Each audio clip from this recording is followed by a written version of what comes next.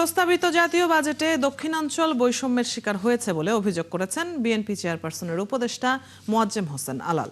শনিবার জাতীয় প্রেসক্লাবের সামনে দক্ষিণাঞ্চলের নাগরিকদের আয়োজিত মানববন্ধনে অংশ নিয়ে তিনি এই অভিযোগ করেন।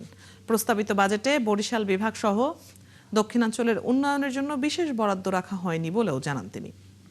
মানববন্ধনে পায়রা বন্দর পূর্ণাঙ্গভাবে সচল করা, ভোলার গ্যাস ভিত্তিক শিল্পায়ন, শেরেবাংলা মেডিকেল কলেজকে বিশ্ববিদ্যালয়ে উন্নীত করা সহ দক্ষিণাঞ্চলের গুরুত্বপূর্ণ উন্নয়ন প্রকল্পে বিশেষ বরাদ্দের দাবি জানানো হয়। বাজেটে আমাদের জন্য বরাদ্দ থাকবে না, 6 লেনের জন্য ভাঙা থেকে কুয়াকাটা পর্যন্ত কোনো ঘোষণা থাকবে না।